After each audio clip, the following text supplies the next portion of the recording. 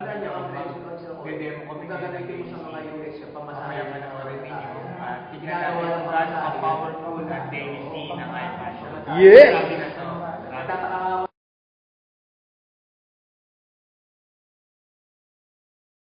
Ako pala si Ray. Sir, tingin ka sa camera. Nagde-demo ko ng vitamin C. So, ang vitamin C kasi natin, pinakamahalaga sa katawan ng tao.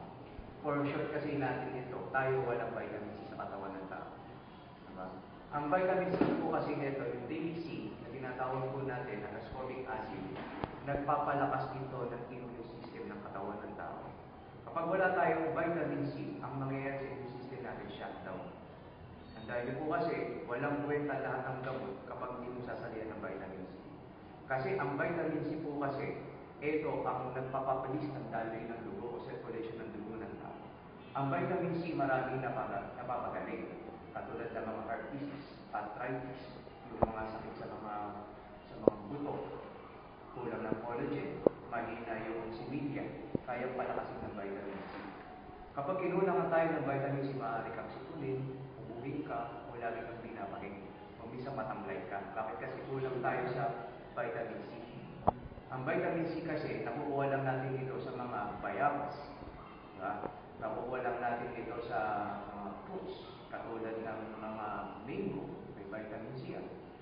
So kapag ikaw inuubo at sinisipon, kulang ka na automatic sa vitamin C. Lalo na yung gilagid mo po siya nagdudugo, nagkakaroon ka ng gums. Kaya kulang ka rin sa vitamin C. Diba? Pero tutuusin natin ng mga, eto dinidemo kasi po natin ito about sa vitamin C lang. Pero tandaan po natin, ang vitamin C, pinaka-importante sa katawan ng tao. Tandaan po natin, kapag nasira yung kalusugan natin, maraming mawawala. Maraming maapektuhan. Tulad ng pamilya mo, trabaho mo, pati sarili mo, problema ka ng pamilya. Kapag nagkasakit ka, kimulang ka sa vitamin C. So, kailangan natin, mag-take tayo ng Daily C.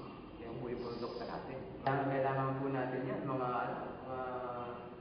kababayan po natin, o mga kasamahan natin, na kailangan sa katawan natin, kaya tinawag siyang Daily C, huwag kang magpapawala ng vitamin C sa katawan. Bakit? Pinaka-importante ang vitamin C sa katawan para yung katawan mo hindi agad nabuan ng sakit. Kahit ikaw ba, sigurado ka pa, pag sumakay ka sa MRT o sa mga bus, minsan nakakulong sa mga airport, bubulang din sakit at TV sa bulka. Kapag wala ka, Daily C. Ito, i-demo po natin ngayon itong vitamin C, kung anong ginagawa sa katawan nito.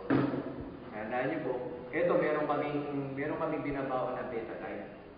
I-demo po namin po sa inyo ito. Ano bang tinudulot ng vitamin C sa katawan ng tao? Ano ba yung kagandahan nito? Bakit kailangan ko pang mag-take ng Daily C? Ano bang ginagawa sa katawan nito? Ano bang pinaitutulot ng katawan nito?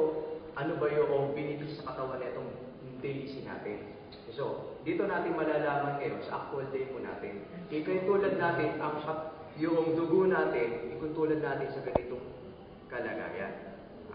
Tandaan niyo po kasi, ang katawan kasi natin, sabi nga nila, kailangan yung katawan natin, laban dyan is 80% yung alkaline, 20% lang yung acidic.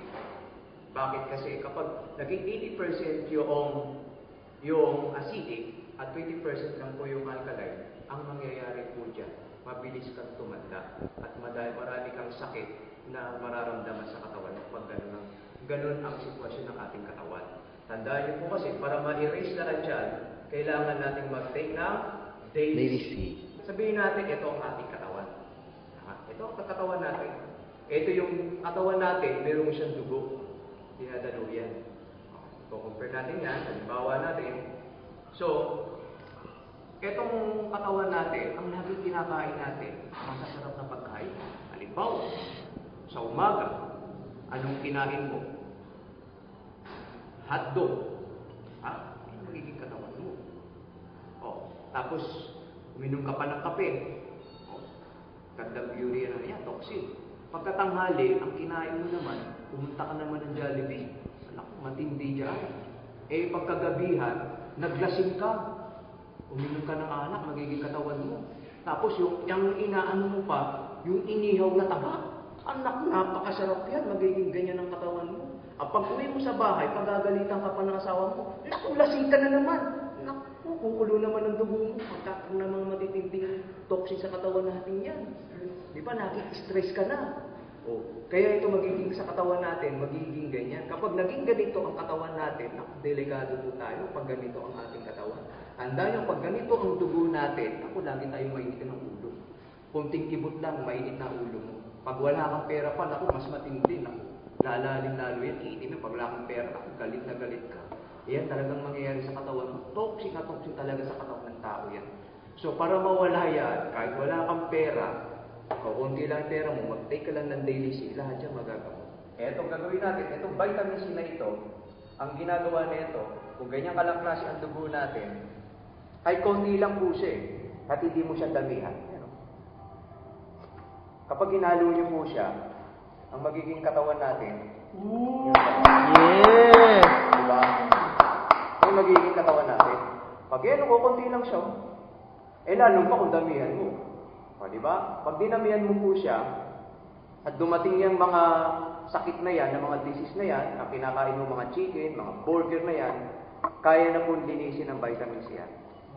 Yes! Kaya na linisin siya. Itong vitamin C na ito na ginagawa sa katawan ng tao, nagpo-produce ito ng pinakalakas na energy ng tao. Yung boost ng system o booster ng immune system ng katawan po natin. Pakikita po natin sa pamamagitan ng ilaw. Ito po siya. Itong vitamin C na ito, kapag ginanap po natin ito, nakasindi po yung ilaw natin. Tama? May twist, may power siya. Yung power na yan, nanggaling yan sa electronics. Tama? Ito, papatayin natin ngayon yung power. Wala na siyang power. Saan tayo kukuha ng power? Kukuha tayo ngayon sa daily C na mayroong tubig. Doon natin makikita yung lakas ng energy ng vitamin C o yung daily C na tinitake po natin. Ito po siya, makikita po natin. Pag ito, nilagay po natin ito, tingnan mo mga Wow! kaya pa nga patakboy ng electric fan yan, yung electric fan. Oo, patatakboy pa siya ang electric fan. Itong vitamin C natin ito, napakamayaman ito. Oo, yan, kinumpir po kasi natin, di ba? Tandaan nyo ito, meron siyang gadget, kailangan pa rin isaksak sa kuryente. Di ba? Huwag nyo gagamitin ito, no. Huwag nyo itong gagamitin sa bahay na wala kayong ilaw, ha? Gumagana lang ito, set dito siya ng gadget. Nakaya po. Yan. Bukod pa dyan, hindi lang bumbilya ang kailangang paganahin, pati pa yung electric fan. Pwede natin pagsabayin yung bumbilya, saka yung electric fan. Ito po siya. Ayan po siya. Naka-on siya. Yan. May bulb na siya, patatakbuhin pa natin. Kaya pa siyang pag- Yes! Woo! Ganyan yan yung katawan natin. Kapag gumamit tayo ng vitamin C, yan ang mangyayari sa katawan natin. Malakas ang resistensya natin. So, ang pag nag-take ka na ito, parang itong i-compare natin ito yung umpisa ng daily C. Yes! Yan ang daily po natin. Kaya, advice ko po sa inyo, kailangan po talaga natin gumamit ng daily C. Yan. Kaya po, maraming salamat po sa inyo. Sana gumamit po kayo ng Dr. Ray. vitamin C. Maraming salamat sa inyong pakinig. Yay!